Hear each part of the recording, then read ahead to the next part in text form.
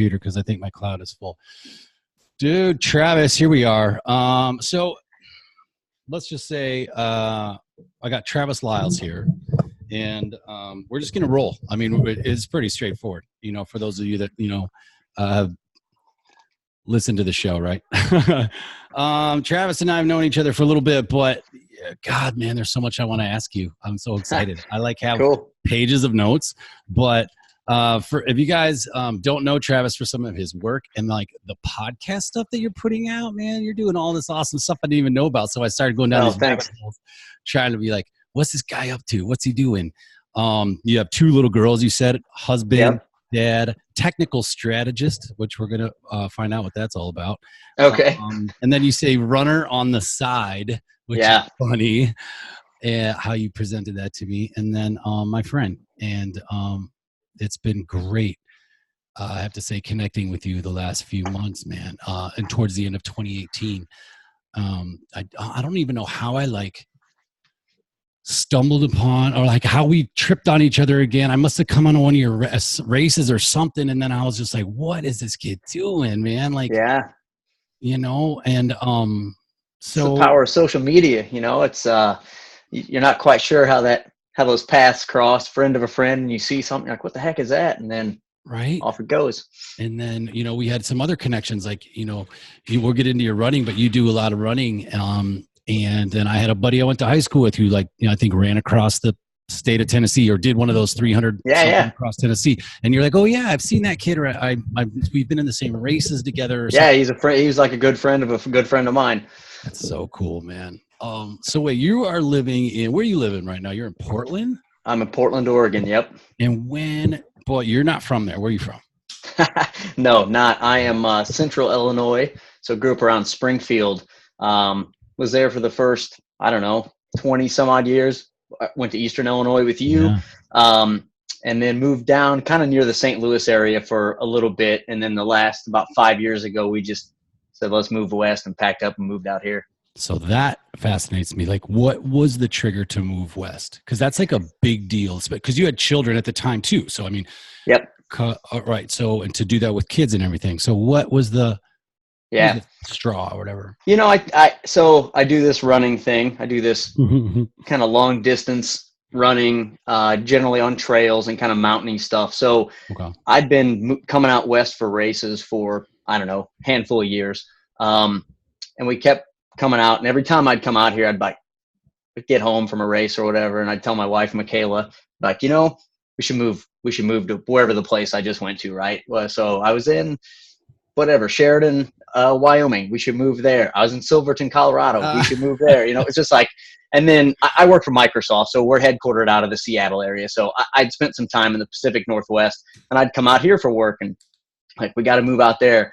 And I guess, I don't know that I wore her down, but I think she was up for a little bit of adventure. She kind of knew what she was getting into, marrying me. And we just finally, I had a job. I was talking with my old boss, and it was like, what's your next move, here at the company?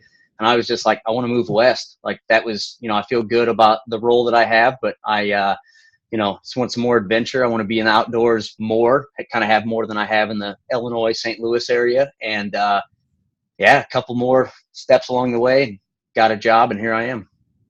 Dude, that's really cool. So I like that you go into a new city and you're like, hey, honey, guess what? Yeah. Hey. Yeah. And she's like, Travis, dude, what's going on? So, I mean, you were seeking something. You wanted to change. I mean, I'm from northwest suburbs of Chicago.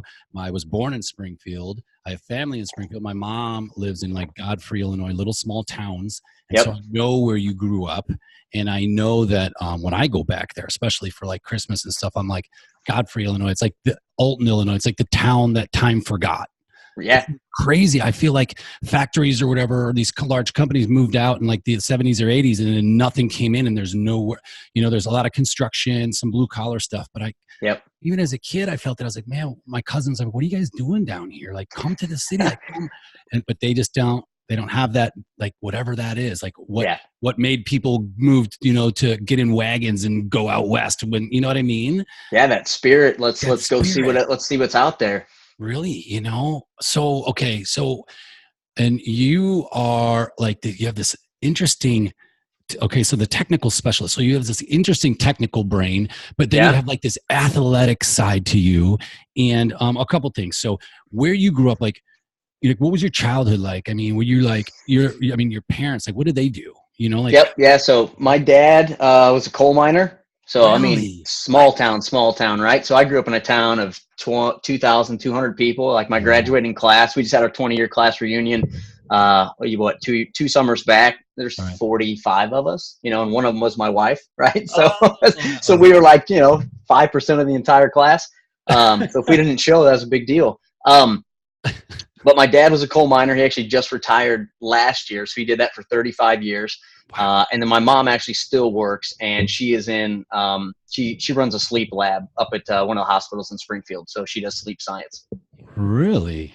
Yep. That's interesting. I think I saw you post, was it something recent about sleep? Some study or something you were Yeah. doing? What's going Yeah. on? I kind of, on top of the running stuff, I'm pretty into, I wouldn't call it like biohacking, but it's kind of like, look, I'm 40. I do this, long distance running.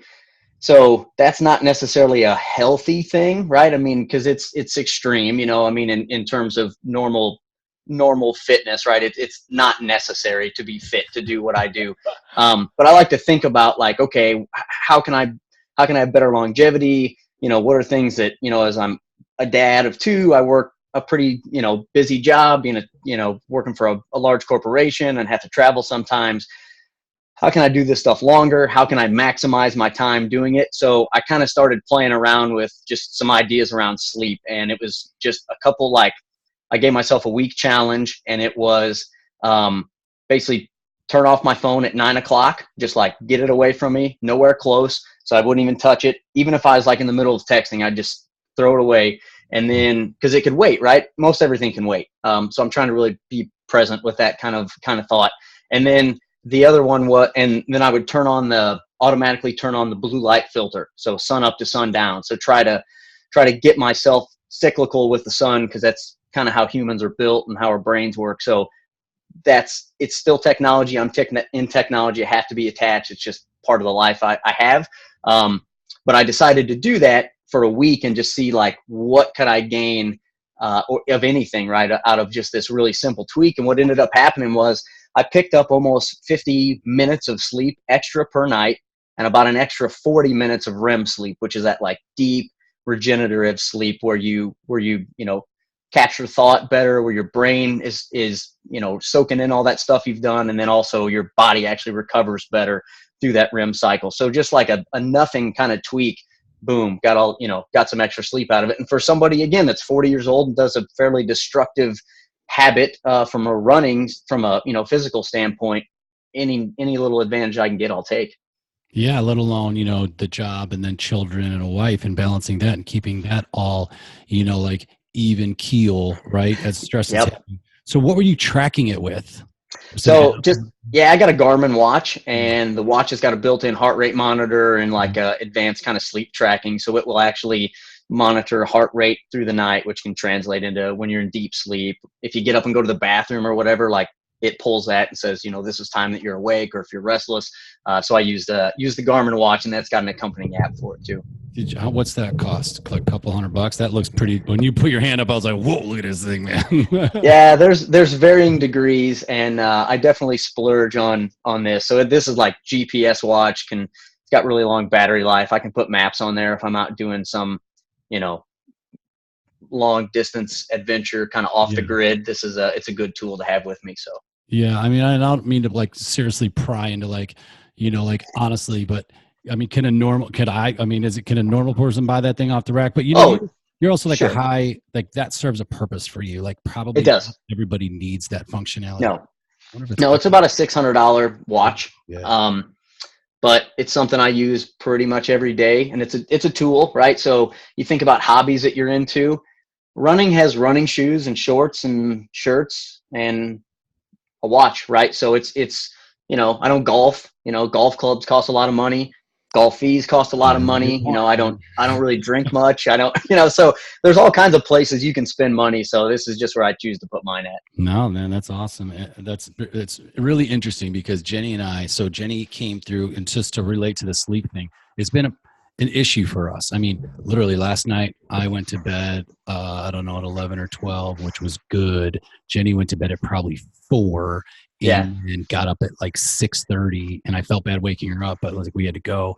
And after law school, like she was crushing it like that through law school, but now she's got a job, and we thought it would chill out, but it hasn't Right. because of the projects. And for some reason, about 11 o'clock at night, her and I are like, it's go time for us. Like we can just jam work till like 3 a.m., but then we're getting at 6. Meditation helps me a little bit, but hey, Right. it's not going to help 2 hours of sleep or 3 hours of sleep. So I said to her, okay, now she got this big project done last night. And I said, let's do like a sleep thing. And you know what? This is good because I was going to say like, let's like come up with some whatever plan, but I like maybe let's just try a week.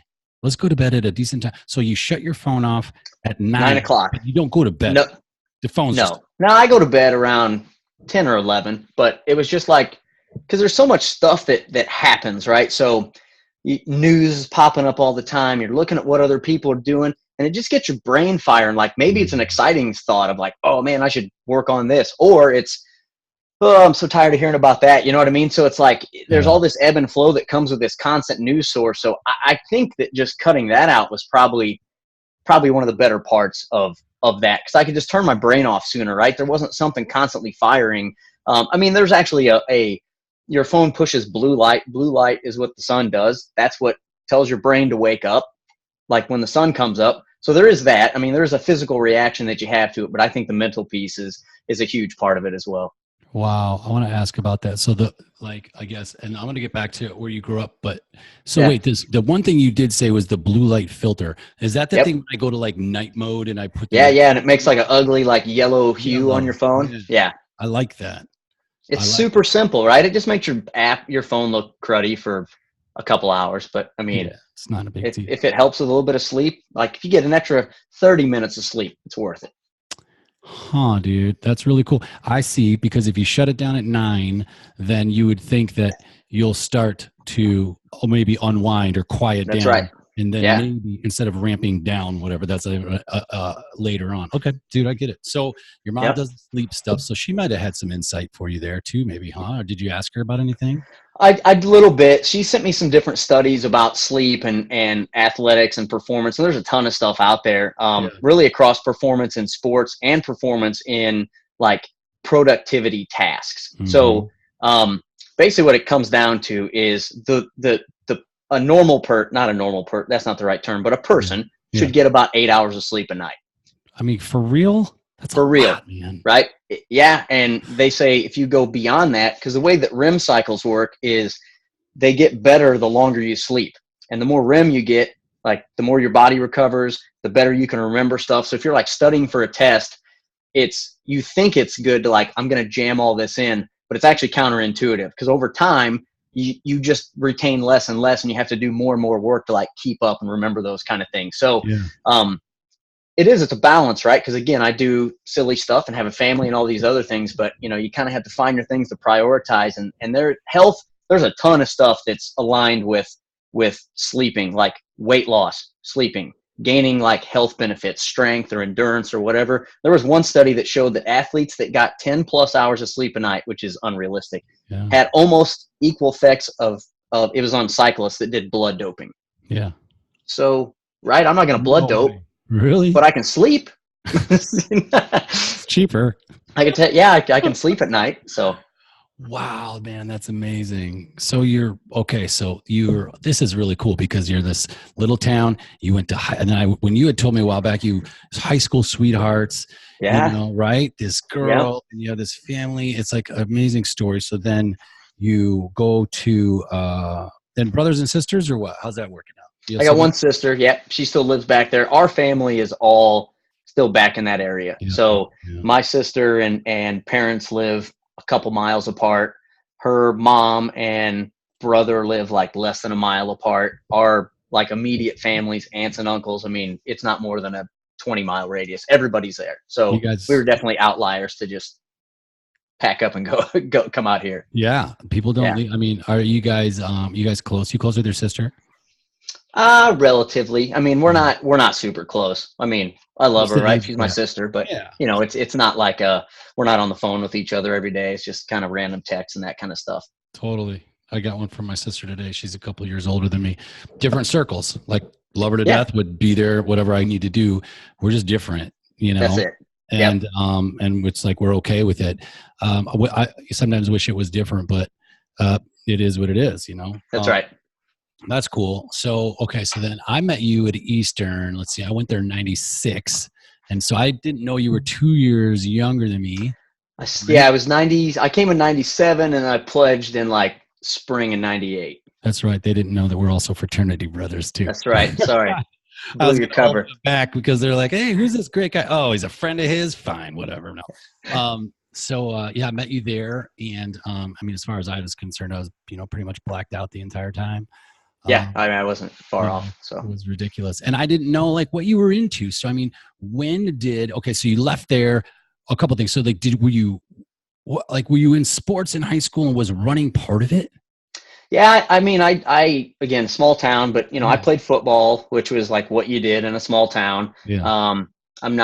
I probably remember I'm not a large person, like 5'5", 130. I've been that, like they did that 10-year photo. Yeah. The same, right? Guy. There's nothing like I wear the same clothes. I got all the same stuff. Just hair, right? That's kind of been my loss. But yeah, I did that and I ran track, but I didn't run long distance stuff at all, right? Okay. Just kind of 800 was about as far as I went. You liked it?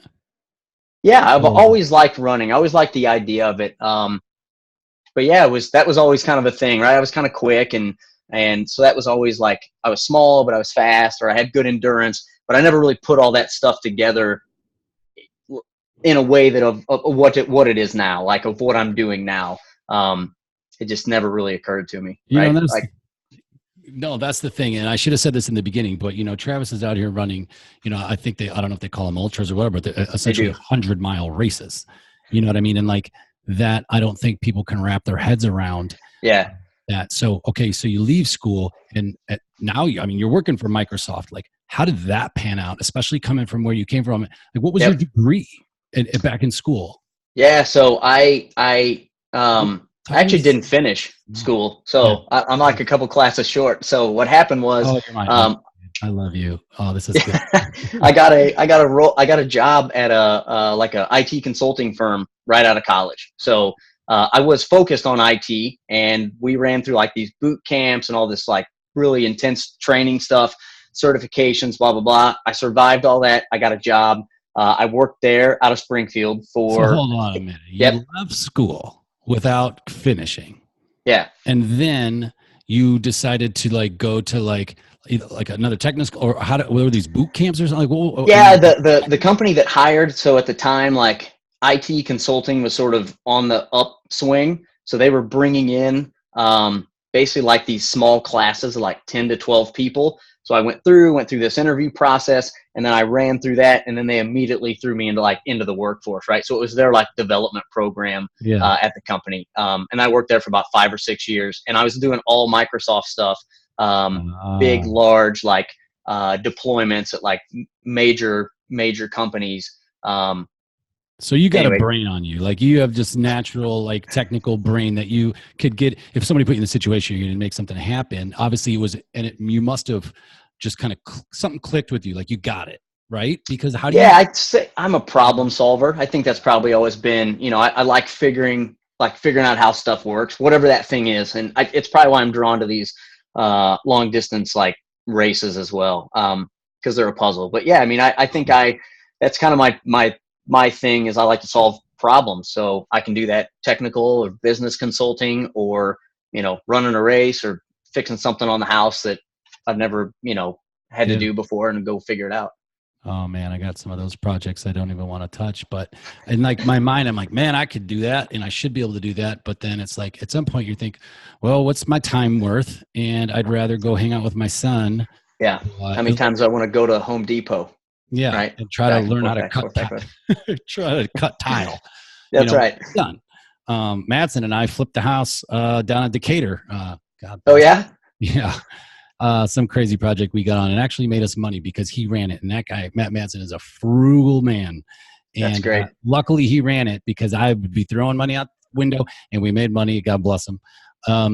Dude, so what happened at school? You just had too much fun? You were like, it wasn't for Easily. you?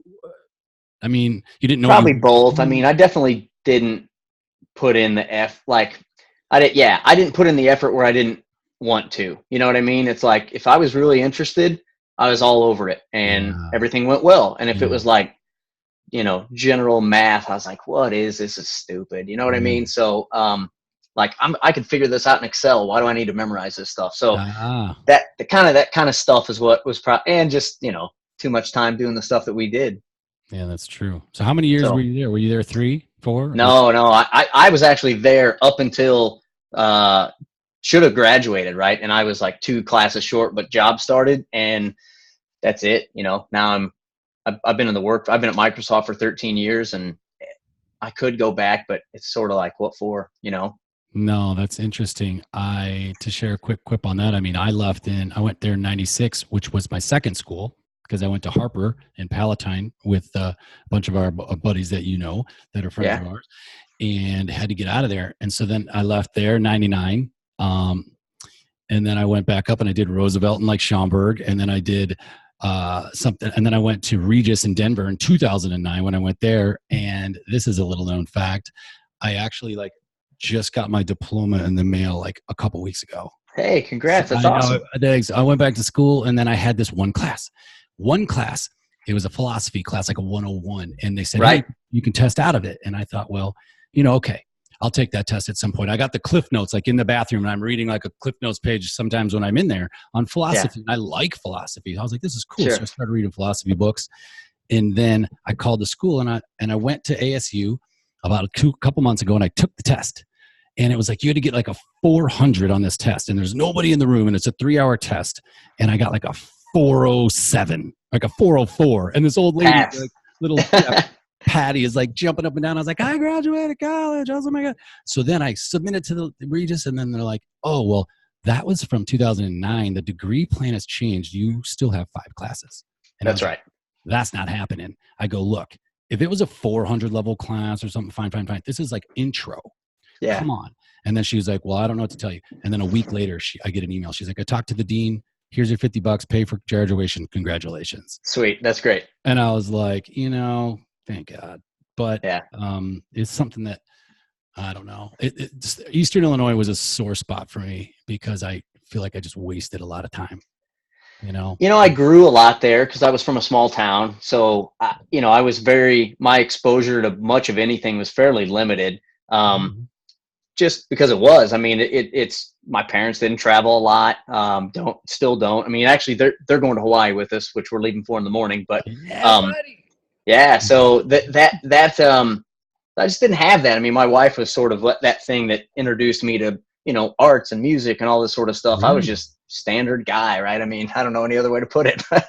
And, but Eastern was good for me because I met people from different places and I just didn't have that exposure, right? So you go somewhere for where you have 200 people in your high school to 10,000 people on a campus, it just kind of expands a little bit. So the networking that I did there, I spent time doing stuff in the house, right? I was treasurer. I did some various things on Greek committee and that sort of stuff. Resume builders, no, but experience builders, right? And it sort of put me in a position to learn a little bit more about how business works and how organizations run. And it was all valuable. I mean, and of course, the lady that ended up hiring me out of college went to Eastern, right? So that didn't hurt. And we started talking about Greek week, and I think that sold the deal. So, oh man, I remember there's always something. You were a good guy, always a good guy, and I think that's the base that you got from your upbringing, and no doubt. And then the rest of it is stuff that then we can learn and network. But if it's the reverse, if you're coming from a jaded environment, right, or you're constantly negative, or you're condescending towards people, then shifting a personality shift like that can be made, but it takes a while. So you already had that base, which is huge, man. So your wife's the music, like the art, she kind of brought you into that and stuff. Yeah. What is, she was it country? Is it hip hop? What is she into? All of it? No, I'd say more like, just kind of pop music. But I mean, Yeah. I'd never been to a musical until I was Yeah. with her, right? I'd never been, I really never like spent time at museums. Now we go to the art museum, we go to shows, we go do all kinds of stuff, especially out here because the art scene's incredible here in Portland. So, or live music. I just didn't do that stuff, Yeah. So. Huh. That's really cool, man. So you got this thing, you work through the 5 deals and then the 5 years there, and then you get this Microsoft like link up because you already know the product. Yeah. And this is probably 2005 at this point, maybe? Yeah, about then. Yeah, 2005, 2006. Yeah. And then, but you're still living back home and you're working for Microsoft at that point? You're still living back down near Springfield? Yeah, I was living in the Springfield area, and then I got a job out of the St. Louis office. So we ended up moving a little closer, kind of in the Edwardsville, so like kind of bordery area there. So we still weren't that far away from, we were like an hour from where we grew up. And then I was down there for about 8 years. So worked out of that St. Louis office. And like I said, I had a talk with the manager and said, I want to move west, and here we are. That's so cool, dude. And the reason why I talk about a lot of this stuff is because, like, look, I didn't know, like, let's just say, even though it's a couple credits short, no degree, you're working for Microsoft and you're like making it happen. And I try a lot of these times on these shows is to show people that like everybody has their own path. You can do whatever you want to do. And like normal people can do whatever they want. You're running 100-mile races and you work for Microsoft and you come from a town with 2,000 people, like, and without a college degree. Like that's an amazing story as far as I'm concerned. Not everybody has to go to jail or go to rehab or whatever it is. You know what I mean? It's like we all have our challenges. So you get it. So then when did like the running come back into your life? Yeah, it was so I did like powerlifting was what I like in college. I was lifting a bunch, right? So like it's we won well, I never weighed enough, never weighed enough to get on the rope. But we did the power. I won the meet there like 3 years in a row for my weight class. Yeah, and I just when you only weigh 130 and like the low weight's 170, like that's a big gap to go. So it didn't matter how strong I was. And so the other guy that showed up in the 130 class wins again. Wins. Yeah, that's right. So there was a few of us, but I even did that a little bit outside of college. So did that for a few years. Actually won a couple of meets outside of college. And then I don't remember what it was. It was just kind of a set of circumstances. Like I was watching the Hawaii Ironman on TV. I was working at a place where a guy had just run the Chicago Marathon. So I was consulting. I was over in Decatur, actually. Worked for a guy who just ran the Chicago Marathon. And everybody was all pumped talking about that. I was doing some assignment, and the guy was talking about cycling. So I just started thinking, like, this is kind of cool. Like, because when you train for powerlifting meet, your entire event is like 45 seconds, right? So you might train for 3-6 months. You go do a lift or, a squat or whatever, and that's it, right? And these other things, I thought, well, you put the time in, you actually get to like spend time doing the thing. So I like jumped into a 5K with my wife's cousin, and ran into my junior high track coach there. And he saw me, and just like I was way overbuilt for running 5Ks, and he's like, you might be good at a triathlon or something. I was like, that's cool. So it just like planted the seed. So I signed up and did a couple little short distance triathlons. Like the sprints or whatever? Yeah, like sprint distance. I did the Chicago Olympic distance. That's as far as I ever went, though. Like swimming, I sink like a stone, man. I'm not good. But I would always be like solid on the run. So like everything I lost on the swim and the bike, I could generally like make up. And then I started working for Microsoft, and my time just was shot. So it was hard to go, stay in a Hampton Inn that had a Olympic sized pool to go swim in, or take my bike somewhere with me or whatever. So that got like harder and harder, but I could always take a pair of shoes. So it just kind of started. There from sort of that piece. And then I think the side that came in on this really long distance stuff was, at the time, there was like ultra marathons that just kind of started gaining a little bit of popularity, right? Mm-hmm. Probably around the 2005 time frame. There's a guy named Dean Karnassus, and he wrote a book like Ultra Marathon Man was the name of it. So the guy that had run the Chicago Marathon that I talked to, I was like, I'm not running that. I'm not going to be some skinny runner, not interested, right? Because in my brain, the only thing I'm thinking is like these Kenyan guys, right? That's what all runners look like.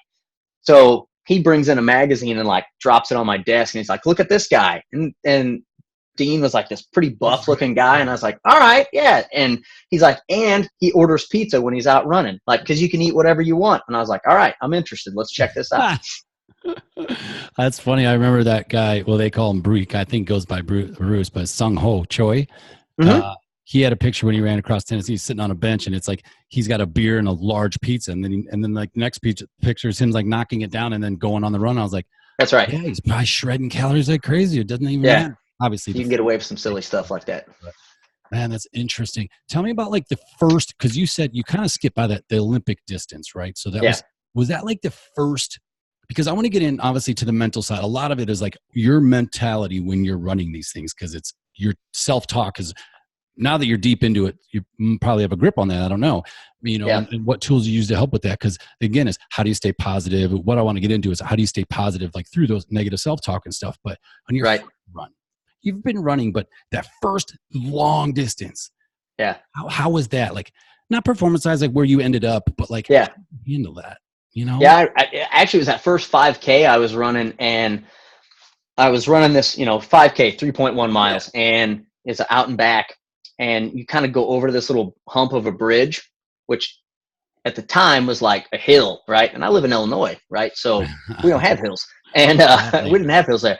Yeah. So I was like wanting to walk. I'm like, I'm going to walk this. And I thought, no, you can't walk it, man. So you got over it, and I was like, oh, I didn't have to walk it, right? So it's like little small win, right? Small win.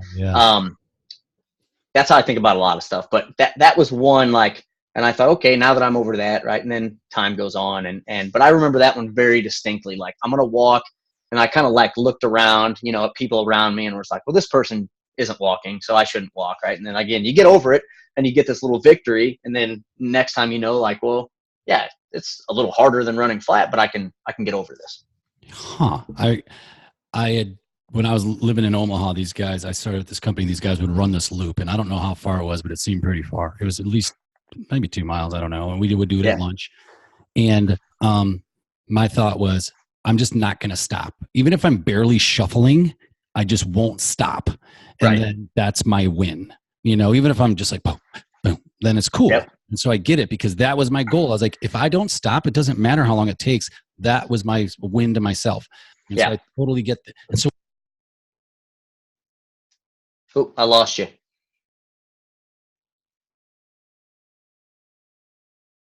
Oh my God. There it is. Gotcha. Okay. Yep. So even I was saying, like, even to this day, is that how you focus through the race, like to get to the next point, or to get? It is. Yep. Yeah. And I mean, so I guess for some context, right? So you mentioned 100-mile races. I'll kind of give a little bit of a spectrum there. So generally these races, the ones that I do, there's all kinds of them, right? So ultra marathons are kind of made up of, let's say, 5 common distances. You have a 50-kilometer race, which is 31 miles. So it's anything longer than a marathon. Marathon's 26.2. Ultra marathons are anything over. So 31 miles is kind of your, let's call it entry level. 50 miles. There's 100K, which is 62 miles, and then the 100-mile. Now there's other formats that you can do, right? There's 135-mile races, there's 200-mile races, there's all kinds of stuff. But those are kind of your general rule of thumb, just like 5K, 10K, half marathon, marathon. That's sort of our analogous there. So the races that I tend to do, regardless of the distance that I'm covering, again, 50K up to 100-mile, they're generally like off-road, so they're trail races. They generally have some sort of, so it's, roots and rocks and dirt and mud and crossing over streams. And they're kind of the reason I moved out here is kind of the mountain scene. So they are always like hilly or mountainy. So for example, the last 100 I did was out in Sheridan, Wyoming, which is not too far from like Yellowstone. So you know what that kind of terrain is like out there. So it was a 100-mile race with like 19,000 feet of vertical gain, and topped out at just under 9,000 feet above sea level. So there's like additional sort of things that make it tough, just beyond kind of like I'm covering this distance. Wow, dude. So many things. So many things. You know, you had sent me a link a while back. I was looking through back some of our notes for the show, and you sent me a link from that Goggins, that David Goggins, right? Yeah. And Yep. this was a while back. And everything you've sent me, I've gone through. Like you sent me the book, The Obstacles to Way. That's And cool. I immediately listened to the entire thing about Stoicism, which I really, Yeah. really like a lot. That's a great book. I think it's character building Stoicism in general. And so if anybody's interested in something like that, you know, as I heard a quote recently that actually now plays right into that is and is like I'm a good man, but maybe I'm like bad at like being a man. You know what I mean? It's like I'm a good man, but I could be bad at like being a man. Like I heard somebody say, and I thought that's really interesting. Like Yeah. it's okay to be a good guy, but like, are you like being like good at being a guy or being like Right. a man is? I thought the interesting take, and I think Stoicism kind of plays into that, right? Right. And something that then I ask you because it seems as the mental game is easy for you. I mean, maybe it's the way you deliver it to me, but like, what's your biggest difficulty when you're running? Maybe it's not Yeah. mental. Maybe You know, it's funny. That David Goggins one, I threw that at you. He's got, you said it earlier, right? I don't have addiction issues. Yep. It's not something I've ever fought. Like my parents are still married. Yeah. I'm still married. Like I'm happy. You know, I don't have necessarily that. And I use that as part of it. It's like, I'm basically paying money to suffer, right? Because these things are hard. I mean, I've gone like that last 100-miler I did. I got altitude sickness. I was like dry heaving and sick for like the whole last 50 miles, but I finished the thing. Wow. And it's just, but it's a privilege. It's a privilege to do it. You know, that doesn't mean that it's not hard because it is. Every race, I'll swear it off. I'll never want to do it again at some point, but some moment during that, it'll be an incredible moment, or I'll get to the finish line. And I'll forget all about that other stuff that went on. But yeah, I mean, from the mental side, I like I said, I don't have any of those like deep, dark, like stuff, you know, that's driving me. It's just it's the appreciation of my body allowing me to do these things. It's being able to kind of move through, you know, nature and in a relatively fast way and see a lot of cool stuff. It's the appreciation of having a super supportive wife, you know, and family that supports me and, you know, is into me doing these kind of things. Yeah. That's kind of the big driver, you know, and just the sense of accomplishment. I mean, it feels good to do something huge. I mean, Oh my gosh. that's it. I got to put something like this on, and maybe this is the thing for me because I don't know, like I was an athlete coming up. And, yeah. I enjoy movement. I enjoy watching people move, like, and the way people handle themselves. Even if my team loses, if there's a good play, right? It's like, oh, that was awesome, right? Like, right. he did it. But like the mundane, like working out thing, I don't know. But if I was gearing for like a race, a good buddy came out here and did a race recently, and I saw him, you know, kind of watched him online, and I thought that could be up my alley, where it's more like not like a Spartan type thing, but something a little more meaty. Not that that's not a I haven't touched it. So no, I know what you're saying. It's not so much the mental part of like quitting during the race. You start then having these challenges, like you're dry heaving, maybe you're dehydrated, altitude sickness. There's these challenges that you were going to overcome. It's like, oh shit, I wasn't ready for that. Like, because you talked about when we first started talking, you were doing, I asked you about that race you were doing, the Pacific Coast Trail. Is that Pacific Crest Trail. Right? And you're like, man, I want to go back and do it again. Cause this thing's like 300 and some miles, isn't it? Yeah, it's 458. And so there's a little movie I was in. I remember. And we were trying to set a record crossing the state of Oregon on foot faster than anybody had done it before. And I ended up with an injury about halfway through and had to drop. So I think I got in 210 miles in like 4 days. So I had to drop. I stayed on. I helped my buddies cross, and they ended up, you know, finishing the whole thing. So it was cool to be a part of it, but it was not how it was not the vision I had for my role. My role was to finish the whole thing on foot, like alongside or, you know, whatever. So this year for my 40th, I went back to where I dropped and I finished the last 240 miles. I remember you saying that. Was this the one step at a time thing you said? That was that movie. Yeah. Yes. So, man, that's amazing. So this is not something that you like run the entire time. No, run is sort of a, I mean, I'll put it this way, right? If it's flat or downhill, I'm probably running. But if it's uphill, we're hiking. But we're Sure. hiking fast, you know. So you think about like walking around. You might walk around at a 20-minute mile. Yeah. I'll finish a 100-mile race running anywhere from 12 to 15 minutes per mile, right? And the clock never stops, right? Yeah. So eating, going to the bathroom, tying your like that stuff's all accounted in for it. Sure. That's a good clip.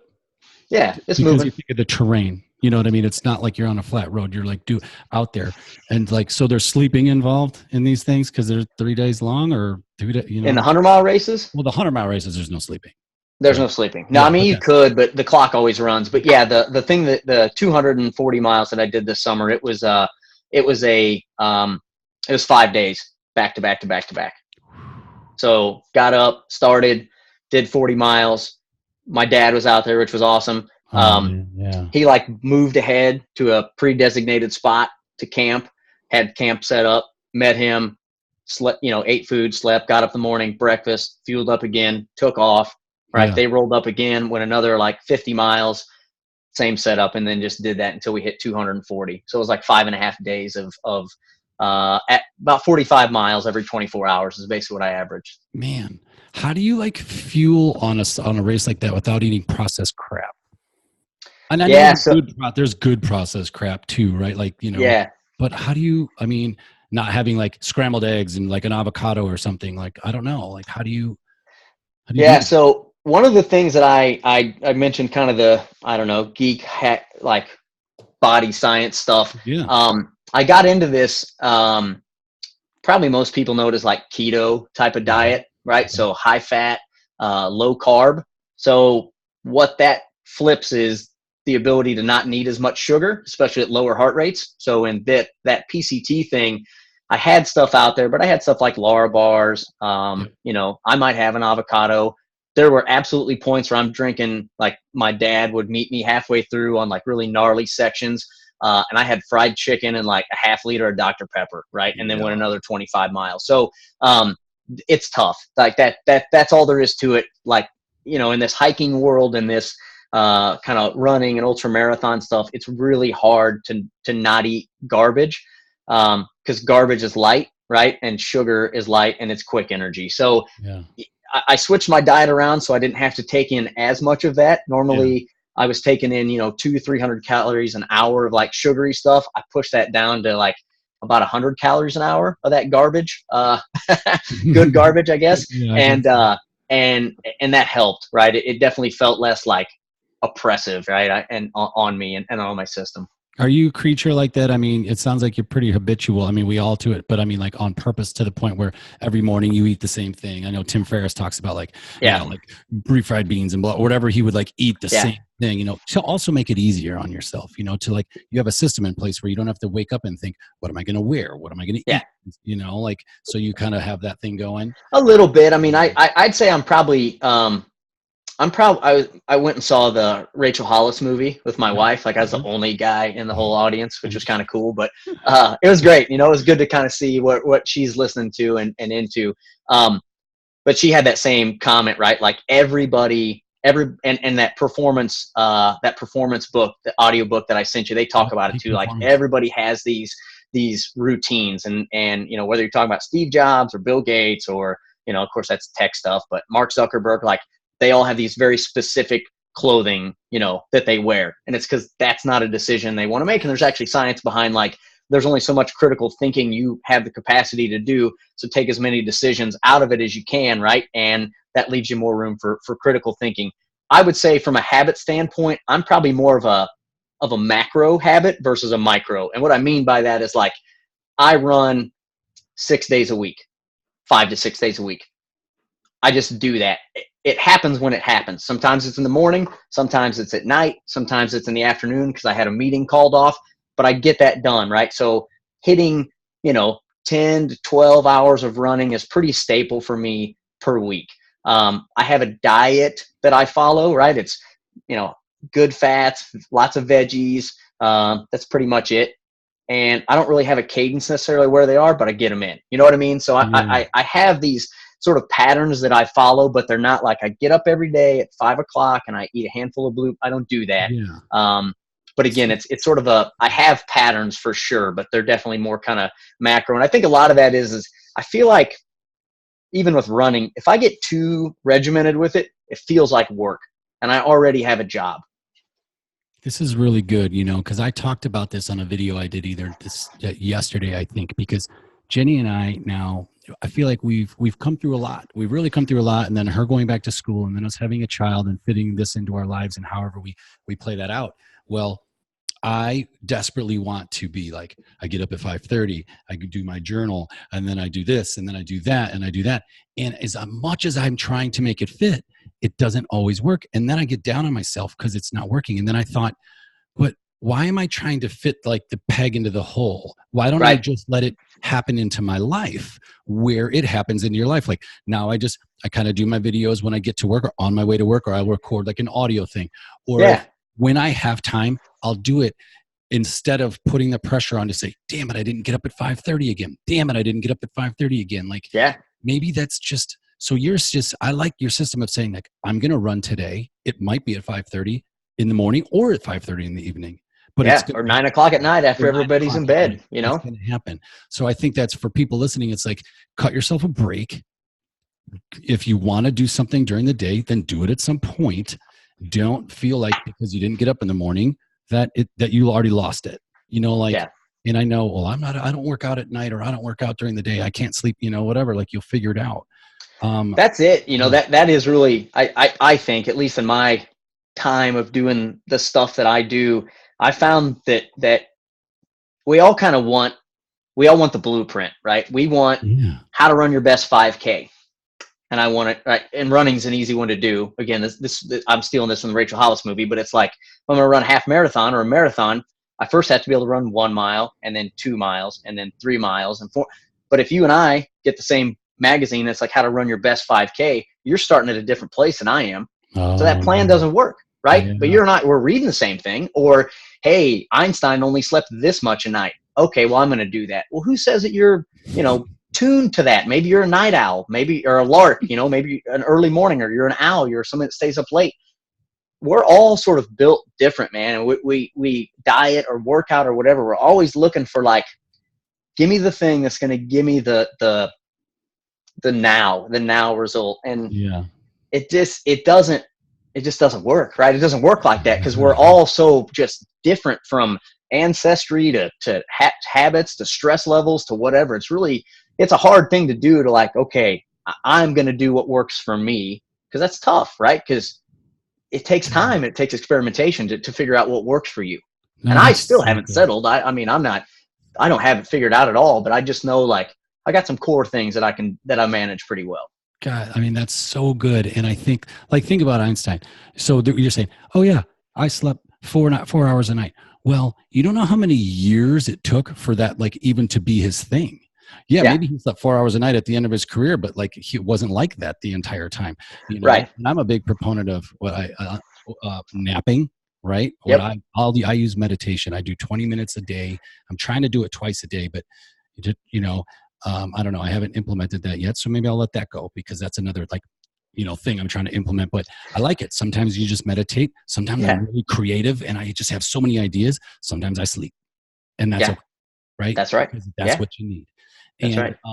I think I need to put that into my life and say, let it be what it is. But so like, if I want to journal, it doesn't have to be at 5:30 a.m. except my creativity between 5 and like 8, 9 a.m. is just on fire. Like, I'm up and I got some sleep, I'm really good then. Sure. That's when I would go in Chicago, when I was writing music a lot with a producer. I would always write in the mornings, and we came up with our best work. Man, this is great. So tomorrow, you said in the morning, you're flying to Maui, Hawaii. It's in Maui, right? It's in Honolulu, so in Oahu. Yep. Oahu. And it's the Hurt 100? Correct. And what's this Ohana? What's that mean? So that is like the spirit of their race, right? I think it's like friendship and family. It's kind of all these races, on top of sort of the difficulty. So this is like, you're like running in a jungle. It's there's roots that are like 1.5 feet tall. It's it's a silly one, right? So it's graduate level. I haven't probably been this nervous about a race in a while. Really? You're nervous right now? Like not right this second, but like you're nervous. What are you nervous about? Yeah. I mean, it's just tough. It's a hard, like on paper, it's one of the hardest races in the US, you know? So what's the difficulty? Because it's wet probably, and it's wet, right? It's hot, right? I'm leaving Portland, Oregon. That's like gray and like 40 degrees all the time to 85 degrees and muggy.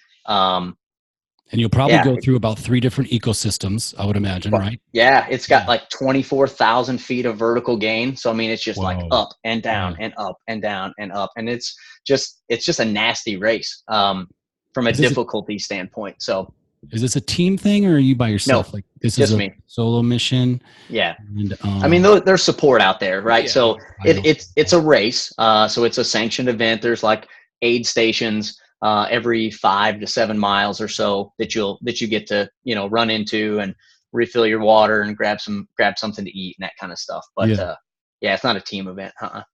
Wow, man, this is really cool. So you're nervous. I'm excited for you to be nervous because all this entire time you're almost saying like how easy these races are mentally. They're not.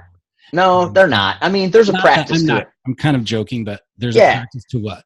There's a practice to all this stuff. I mean, you know, it's whatever that 10,000 hours. I mean, type of thing, right? I've run 2,000 plus miles a year every year for the last, I don't know, 12, 13 years, something like that, right? So 2,000 miles of races, not even including. No, just training and everything, right? I run about 2,000 miles a year. So this will be I've completed 1,100-mile races. I've dropped out of a couple. I've probably ran 50 official ultra marathons, and the number of times I've been over that distance, just even in training, is probably in the hundreds. So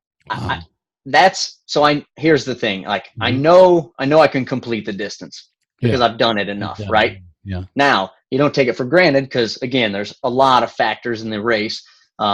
Sometimes you just feel like crap that day, right? It could be anything. That's true. But I know that if everything is equal, I should be able to finish it. Now, where I finish, how, you know, all that kind of stuff is always, you know, a bit up in the air because I'm there to compete, right? I mean, I'm not going to win because there's a gap between the elites and where I land at. What is the goal? What is the goal then? Always to just get another step better. Like, hey, I finished 10th, I finished 8th, I finished whatever. I mean, I've had some second place finishes. I've had some 6th place finishes. I've been top 10. You know, I've been kind of around. I mean, I think top 5 would be awesome in this. Cool. And just looking at times. And again, you kind of have to say all things equal because if it rains, it's a completely different race than it was, you know, the year before. Here comes the long shot. Yeah, exactly. Yeah, so you just don't know. But I look at the times. I know what my skill level is, and if I can execute properly, you know, top 5 is like an A goal. So, like in golf, 30 hours is like I think I can finish in 30. Okay, I think I've got 3 hours, 4 hours possibly on the upshot. So that's how much time, right? You can lose in an event like this. There's 4 hours. Wow. Or more. So, okay, because that I think about in golf, right? I'll play in some tournaments, and it's like they always talk about you have to have a plan, man, because otherwise, what's the kind of the goal, or what are you shooting for, or it goes out the window. And so you do have a goal, like you want to take. It would be nice to be top 5, or is it's kind of like a time thing too. You're saying, hey, 30 hours. I'd really like to be under 30 hours because I know that I'm doing well at that point. And then wherever. Yeah, it's a tough race. I think if you land in the 30 hours is like the slowest I'd like to be. I think in the 28-hour range is a pretty solid time there. Yeah. I think anything north of 28 hours would probably, depending on competition and some other things, right, would put me about in that spot. Okay, so talk about this. Do you listen to music when you do this? Or is this just in your head? I do. Okay. Yeah, I do. What so the first 20 miles, I generally don't listen to anything. I just kind of get settled in, kind of get my fueling going, my hydration, you know, all that kind of stuff. But I know just from practice that generally around that like 23, 25 mile mark, I generally have a lull in a race. And I'd say it's pretty easy. It's because that's usually about the time that I stop for training runs, right? I usually do like a 25 miler or something like that.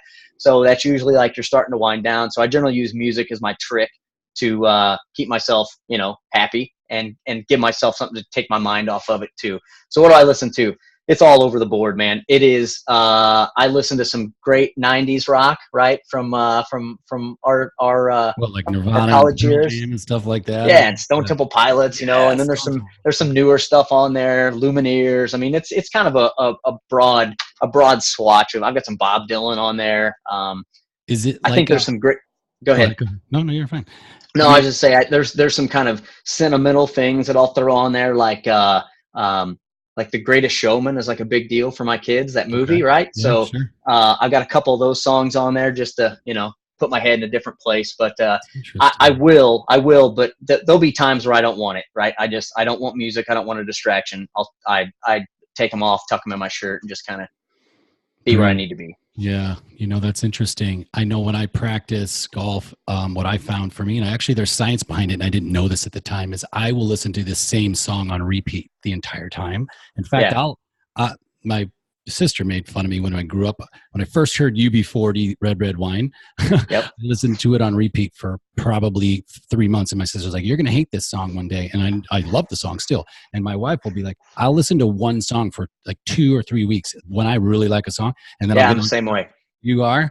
I am. So I wondered if you, because the girl that, I think she swam, I don't know, some crazy distance. It wasn't just the channel. It was like some crazy swim that she did. Might have been from Cuba or whatever. Says the same song on repeat. Is that right? Because it was a rhythm thing and it was, and so I just wondered how that played. I'll definitely get in that, right? So if something, I was running Ozark Trail 100 a couple years back, and I was like coming down this big bluff, and I'd been kind of having a low spot, and got some food in me, and I kind of had a bolt. And Party Rock by LAMFAO, whatever that, Party Rock, that was on, and I was like yelling it, right? Like Party Rock, like running down the trail, right? Just everything was feeling awesome, right? It's those moments you look for, like when you're in the zone and you just sort of like, it's that one you're always looking for. It's fleeting. You can't always figure out what the formula was to get it, but I had it. It was that, and then it was directly followed up by a song by a band called what is it? Five Finger Death Punch, right? Like a aggressive metal song. Those were the two back-to-back songs I hit, and I played those two songs over and over for probably the next 10 miles. Awesome. Because there was just something about how those two were playing together that I got something from. It just clicked for me. Yeah. That I just got turned on to that band a couple months ago. My ED manager, I'm a recruiter, and she said, well, you got to listen to this. We totally different tastes. I like country music and this and that. Well, I like it all, but I like country music. And so she turned me on to that and some song by them that I've been jamming to. That actually, when our brother Chris Bogues passed away recently, that was one of the first songs I listened to by them. And it just had me. And I was like, oh my gosh, it's amazing. Yeah. Yeah, I thought about music. I was like, there's probably people that are like, you can't listen to music. It's a purity type thing. There's all types There's all kinds of people. There is. Yeah. You can't worry about it. No, I want to do what you were though. Yeah. Like how it played to you. Cause we're all different and it is what it is. It's the experience and what it means to you. What's this? Sometimes I know I set this maybe for about an hour. Do you have a little bit of time still? I do. Yeah. I got some time. I'm all the way packed and ready. Runner's high is like, do you get that? When does that happen? Does it ever happen to you? I don't, I mean, like, I don't know. Like, does it happen multiple times during one of those things? Yes. Yeah. I think, right. I don't even know if it's exactly, I think it's a runner's high, and it kind of goes back to that moment. I can pinpoint, I was running the Leadville 100. I know I know I was coming down off Hope Pass, which is like 12,600 feet. I've been feeling like garbage. I started dropping, so you're losing altitude. So I'm sure that played into it too, from just like an actual physical standpoint. But everything was hitting, and I remember that moment coming down there because I knew that when that happened, that I was gonna that the possibility of hitting my goal time was happening. Like I knew it right then. And so Leadville does this thing where they have what's called a big buckle, and that's under 25 hours. I don't know where it's at, but it's a belt buckle that's like this big, right? It's stupid. And but you get the big buckle if you finish under 25 hours. I actually finished under 24, but I had this moment where like everything was hitting. My pacer was like the guy you can have people kind of run with you after usually about the halfway point. And my buddy that was running with me like just saw me in it and was just like cheering and yelling. I remember that. I ran a race down in LA, same thing. I was like running, it's coming down a hill. There's like the sun was setting between these two peaks. And I remember that moment, like, you know, and those you chase it, right? So that's what I was kind of saying. So all the time for me, like, I have chills. I'm dry heaving. I don't want to be out here. It's muddy. I've been slipping around. I've been hailed on. I've been in a thunderstorm. I'm out, like, all this sucks. You get one moment of that, which is like maybe 5 minutes out of 24 hours, and you're going back for it because you want to find that. You want to find that. So yeah, I mean, I think I hit runners high sometimes. I mean, but it's not an all the time thing. But when you do, you know it, right? And I can vividly remember the moment, like what I had on, like what clothes I was wearing, where I was at on the course, like all that stuff is very clear in my mind. Interesting. So this is not something you hit in training a couple times a week? No. Okay. I don't. Yeah. Because I didn't know you that. Hit flow state sometimes, right? You know, where you're kind of like everything you kind of are, for me, I'll kind of forget that I'm running. It's not in my 7 miler around the neighborhood, you know, that's like the least exciting run that I do during, like, it's generally not there. Sometimes it happens, not very often though. It's generally on my kind of long runs, and the scenery's popping or whatever's going on, right? And the moment just kind of hits. But yeah, it's not at all. It's like I said, it's fleeting. I'd say it's probably why I keep doing this stuff. Like you chase that perfect moment. It's totally right. It's just, I use golf a lot because it's pure to me and it's outside. And it's one of those things where when you hit a perfect shot and just a pure shot, you're like, oh, and people will come back for that. They will come back for that because it shows them what they're capable of. And you're feeling it. And you're like, I know the game is in here. I'm seeing it happen. And then more it happens during a round, you know, flow state. Yeah. Plus maybe on your morning runs, you're not in the same state. Maybe you're thinking about work. Maybe you're like, I got to get back because, you know, my baby's sick or, you know, whatever it is. And so it's a different, you probably, you don't get there for that. Did you ever read or listen to Stealing Fire? I've not, Oh, it's that guy. I'm going to get his name wrong. I'll look it up. Maybe Jamie Wheeler. And then this other guy where they, Silicon Valley guys talking about flow, and they're all about flow state. And, you know, these guys are talking about how, and there are people out in Silicon Valley that, you know, are micro dosing on like LSD, right? Yeah, to, like, I have heard of that. Not feel it, but like get the creative, you know, when they're writing code and all this stuff. And how when they interviewed like the new, might have been Apple CEO, how they took him to Burning Man. And I don't know if they gave him anything, but essentially it was like, let's see how he handles like this situation. It was actually like a job interview, right? And I think Stealing Fire, man, you will love the book. Okay, that's cool. I'll remember that. Because it's in your space too, you know. That's awesome. Dude, you know what? I was looking back through some of the stuff. My favorite text of all of last year was this. You said to me, oh yeah, dude, sorry about the texting. I'm hiking on a treadmill in an altitude room. And I thought, what the hell is he doing? What is an altitude room at? Where's that? Like, is it at your gym? Is it a specialty thing? I look back, I was like, that was the coolest text I got last year. Was like, sorry, dude, I'm on an altitude. Yeah. So, so, you know, I do high altitude stuff sometimes. Yeah. And we have a gym in Portland that is an altitude room. So it will simulate high altitude environments. So everything from like 8,000 feet to like 16,000 feet, which, and you walk in there and the door shuts and like you immediately, you know, if you've been to Denver's 5,000 feet, right? So you're doubling what it feels like there and sometimes tripling what it feels like there. So you're in there and I would just get on a treadmill and hike. And a lot of it's about just being uncomfortable. Cause I don't know how much real like physiological benefit there is. I don't know that science has been proven out, but I do really believe that what you sort of gain in like sometimes miserable training, right? Treadmills are not my favorite thing, but it puts you in a place of like, I'm going to get this workout done so that, again, you can be appreciative when I'm out in Hawaii and maybe I'm not feeling so hot, but I'm not on a treadmill. You know what I mean? So, but yeah, so there's a altitude room and I would go there and I would do some workouts in there. Yeah, that's really just to do kind of some cheater acclimation, because they say to acclimate, you need to be in a place like 2 weeks, like minimum, Really? to get acclimated. Yeah, everybody 2 just weeks is flies into Denver, drinks a bunch of Heineken, and goes up the mountain, and then tries snowboarding. And they're from Chicago, and they think right. they're one day in Denver is going to do it, right? Yeah. Yeah. I don't know. It doesn't sit well with me. I've had possible like altitude, sickness or whatever, Yeah. almost a couple times, and my wife is always like, "Come on, suck it up," and I'm like, "No, like I can't breathe. I'm tired." Yeah. Your My hips are heart's racing and you're yeah. lightheaded and it's not fun. It isn't fun.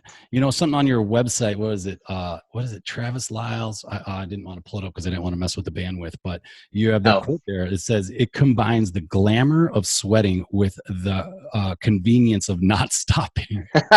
Yeah. That's yeah. funny, I stole that quote from I think it was the Daily Show or something. They were mocking some situation where people were trying to like migrate into a country, and that was the quote, and I thought, well, that's applicable for what I do. Dude, that's really funny. So like, okay, I have a couple more questions, and I just have like, just some fun stuff to add. I mean, not that this is interesting. I could talk forever about it, but so, okay. So what, like, I want to ask a bigger question than this, but the question that's coming out is what's next? Like what can be your goal besides a different city or a different race? Like, what could it be? I mean, or what it, it's a good question. I mean, I'd say one of the serious shit, man. You're doing serious shit. So go ahead, sir.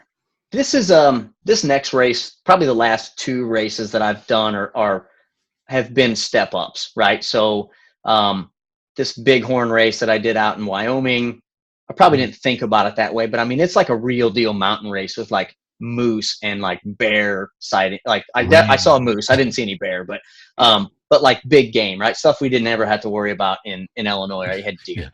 So that's a real factor here. That was, and I mean, high altitude. I'm hailing. I'm caught in a thunderstorm at like 8,000 feet. The clouds are right on top of you. Like it presents new dangers and kind of, which is exciting, right? But it's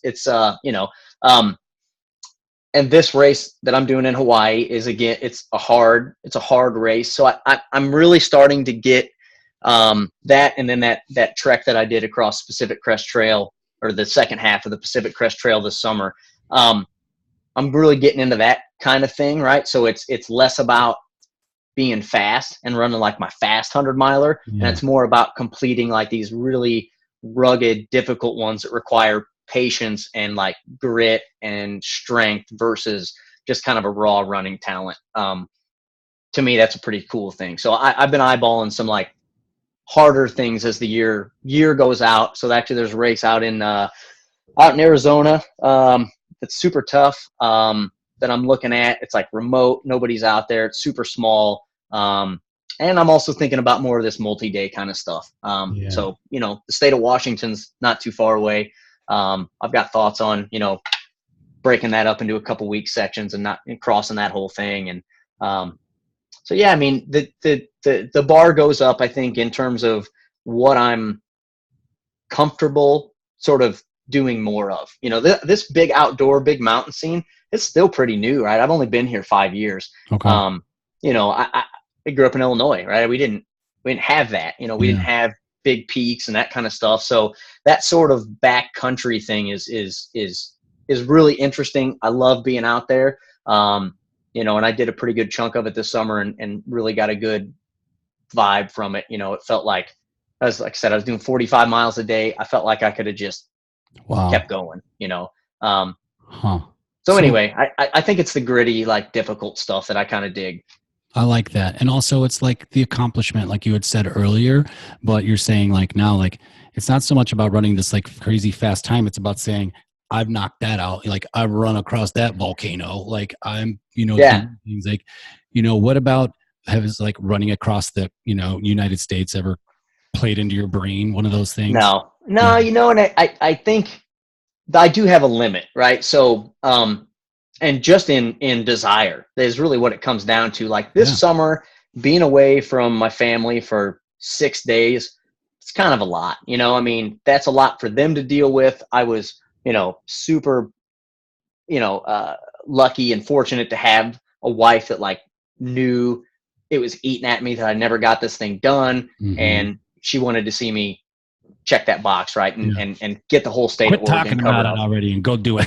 Yeah, get out of here, right? So it was my 40th birthday, so I said for my 40th, I'm going to go get this thing done, But that was a long, that's 6 days away from my 2 kids and missing out on stuff. So maybe longer, like later, once they're out, and I got a 3-year-old, so I got some time before this. But hiking the entire Pacific Crest Trail is really interesting. I mean, that thing goes from border of Canada to the border of Mexico.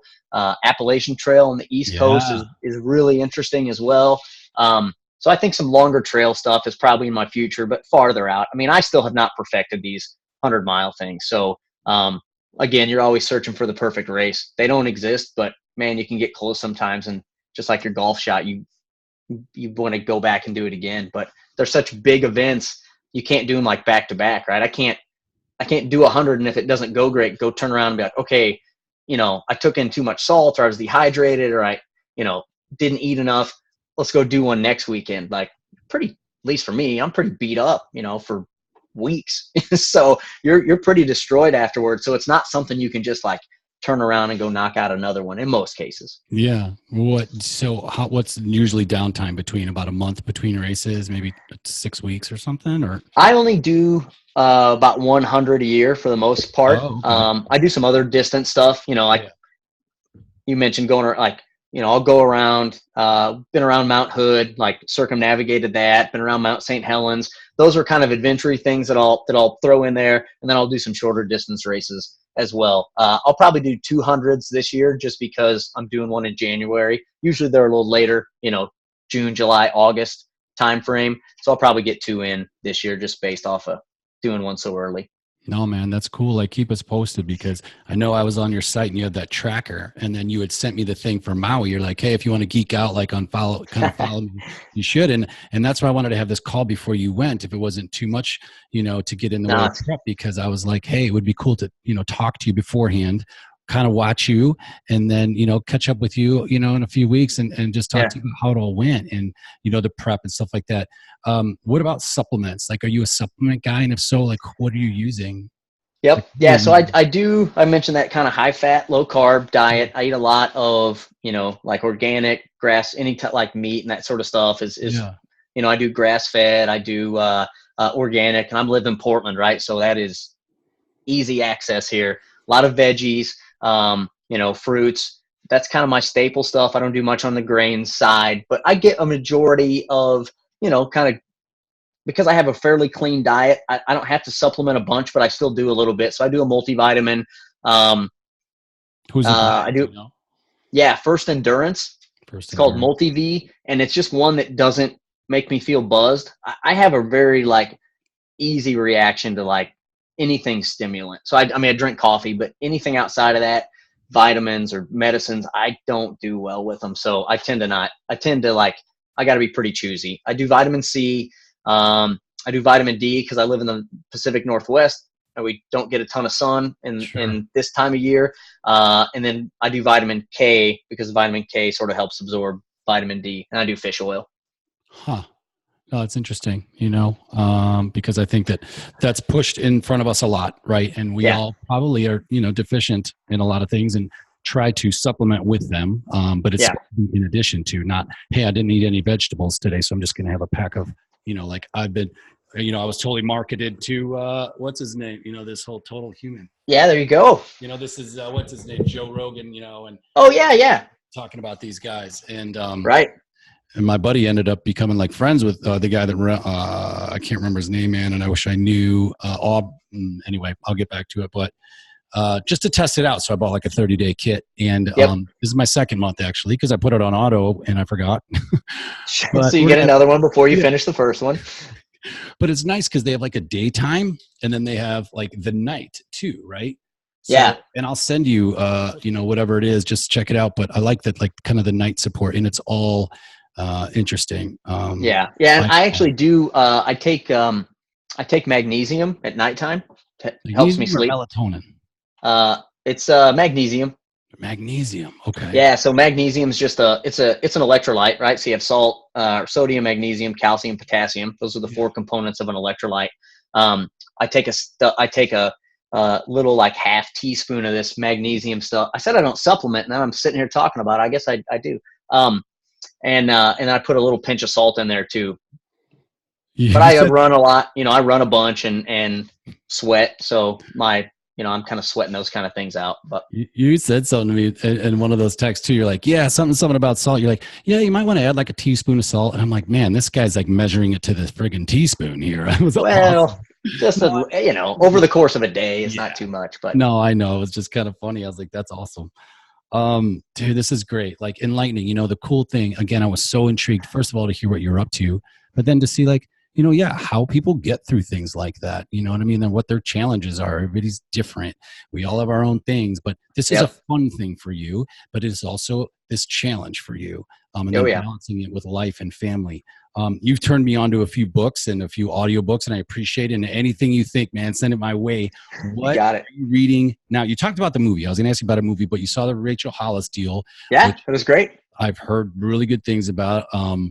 Is that the Wash Your Face Girl or something like that, or whatever it's called? She wrote that book, and then they started this kind of conference, right, to inspire women, and they did a movie, kind of basically all the behind the scenes and kind of how it all came about. I gotcha.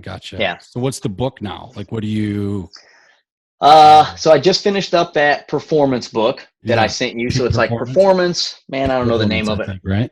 Yeah, performance, and it's really cool. So it's all this like science around sleep and science around emotion and happiness, and like, so it talks about these things, and then it correlates them like with what's happening, right? So when they did an example, right? They took two groups of people, they brought them into a room. One group, they said, we want you to be happy and feel good and be positive, and they had brain scans, and they were like, had parts of their brain firing.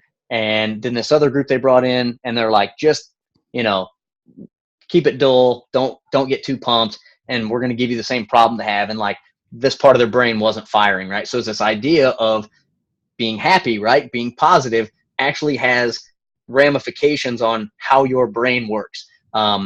Going out and seeing incredible things causes awe. Awe actually lowers the stress in your body, right? It helps with it releases interleukin 6, which like reduces stress. And so there's all these things that we sort of do that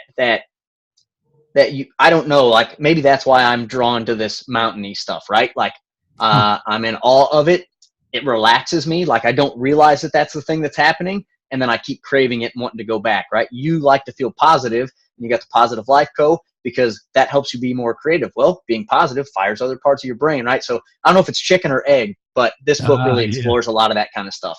That's really cool. I want to make sure I get the title. I thought it was Peak Performance, but I'll put it in like the show notes. I think it is Peak Performance. And then there's like another couple lines by it. But one of the guys was like one of the fastest high school milers in the world. And then the other guy was this like super brilliant economic healthcare mind. And the two of them got completely burnt out by like 25. And this book sort of goes into like, it's kind of that longevity thing I was talking about. Like, how do you stay at the top of your game and not burn out? And this sort of goes into like all these practices of sleep and meditation and, mindset and all those kind of things in terms of like, and rest, like appropriate amounts of rest, like grinding is like, it's cool and you can do it, but it's not sustainable for any sort of time. So that kind of goes into those things. So trying to work those into my life and be better about it. Do you feel what's interesting is when you hit 40 is it's like not like the fourth quarter. I sometimes call it like the fourth quarter because I feel like between 40 and 60 it's like what, like, don't you also feel that like you're just hitting your stride? Like I do. Just becoming like good at like being you maybe or whatever. Yeah, I do. It's just a number, but I mean, I'm in really good shape. I'm not gonna lie about it. I spent a lot of time on it, so I still look good. I feel good. I'm probably as healthy as I've been, and like I took last year. That's kind of what my podcast that I did was this idea of like, okay, I'm turning 40. What are some like things that I can do to health wise, like be better? What are some things, right? I'm going to experiment with diet. I'm going to experiment with sleep. I'm going to experiment with training differently. I'm going to experiment with mobility and stretching. And like, so all these things I kind of did, but neglected. I really concentrated on, and then like, made it a thing to kind of record it and throw it out there. But yeah, I agree with you with what you're saying. It's we're going to live a long time, right? So there's a lot of work ahead of us, right? I got a 3-year-old, you got a little guy, I just saw 2. So we got a lot of living, so we got to do it right. No, man, it's right. And that motivation's beautiful. I love being a dad. I didn't know, I always wanted to be a dad, but I didn't know what it was going to be. And I'm like, now my whole thing is, how do I not work as much so I can be with him, because I want to be the coach and the teacher and the, that for him, because I consider myself a bit of a Renaissance man, and I want to impart that on him, art and music and science or whatever. So what's the podcast called? Like, cause I saw it. And get ready for this. It's called Liles Trials. So it's my name, right? Yeah. Liles Trials. Such a good name, man. And so on there, like, also the other thing I'm going to talk about, so I'll put that a link if people want to check it out. And then like the tracking, like if we wanted to like watch you, follow you on some of your races, that's on your website. Is it the same? So that tracking thing was actually specific to the Pacific Crest Trail. I actually wore a device. It's actually an SOS like safety device, because you're kind of in the middle of nowhere, but it has the ability to track. So I had that for that event, so that won't be live. But the website that I sent you, that Hurt 100 live tracking, it won't be a map, but it'll say like, here's Travis. He's finished 20 miles, 40 miles, 60 miles, 80 miles. So what time does the race start, and what's the time difference for let's say California? We'll just play off that. Yep. Yeah. So it is a 6 a.m. start, and Hawaii time is 2 hours behind California. Okay. So it'd be 8 o'clock this time, 10 o'clock Central. So 6 a.m. on Saturday. Correct. Cool, man. Well, I'm going to be checking in to see how you're doing, and then we'll follow up with you. But man, I mean, there's still so much I want to get into. On these, I like to start like where you kind of grew up and some of the challenges you've had and how you were raised, to see then how this came into your life. And I mean, we didn't even talk about Microsoft, and like, I'm sure people want to hear about that and what you do, because I don't even know what you do. Right. But for me, it's, and this is all about me here because it's my show. No, but it's all about like makes sense. Performance and like how we get the most out of ourselves without taxing ourselves so hard, because I want to do 100 things. I have notebooks all over here with goals and right. But how do you focus, and then how do we get that done with also giving our families the things that they need and still giving ourselves the things that we need? Right. Yep. So, yeah. That was a big topic actually in that Rachel Hollis movie, and it was like, you kind of get your house in order, which and that means a lot of things, but get your house in order, get your body in order, right? So there's these sort of core tenets that you do, and then you do one thing, and and if it's write a book, if it's do a podcast, if it's I'm going to be an awesome parent, right? It's like find that thing and concentrate on it, but you can't do it if everything else is in, disarray. And I was thinking about that, after watching it with my wife, and it's like, for me, the sort of fitness thing, like I've done it for so long, like it's a practice, so when I think that comment you made of like, it's not make it sound easy, but like, it's not a big deal. It is a big deal, but I've done it for so long. I have an expectation of what it is. I know roughly what to expect, especially in like a race, those kind of things. So that thing is not the hard thing for me. It's not hard for me to get out the door and run. It's not hard for me to, go run 50, 60 miles a week, because I do it. It's hard for me to do is get my garage clean, right? But I need to do it, or there's other things too that it's just not my focus area, right? So because something has to give, right? So it's, what do I care about? Do I care about having a spotless garage, or do I care about being able to go out and explore and see awesome places? So it's a super simple answer for me. So the garage gets let go, and then now I'll get back from this race, and I won't be doing anything for 2 weeks, so I'll take care of my garage.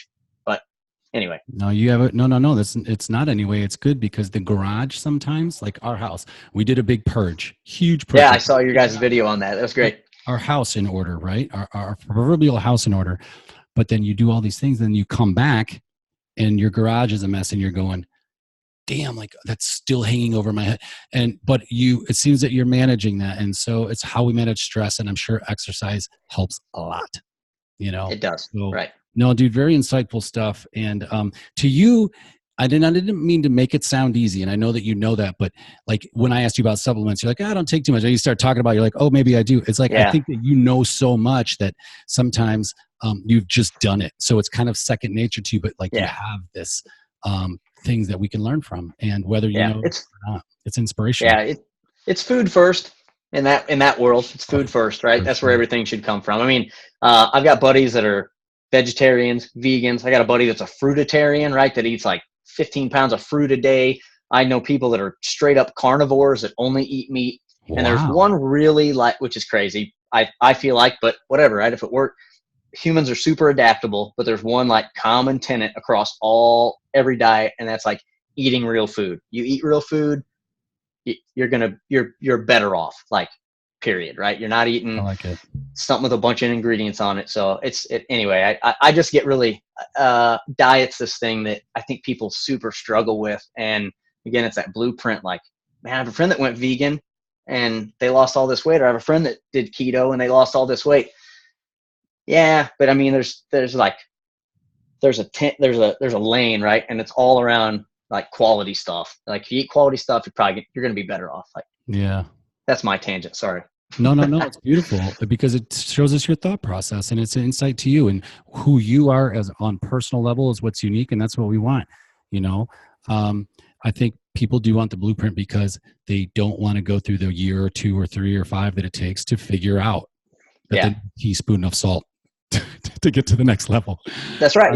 It's silly, but dude, no, it's true, right? I mean, that took time to arrive at that, and sort of have that thought in my head of like, okay, well, so-and-so's cramping up or they're having this may help, that takes a lot of failure on my part, right? Of throwing up at races, of bonking, of all that kind of stuff. Like, it still happens, right? I still make mistakes, but I make less than I used to, right? Which is the key. What the hell is bonking?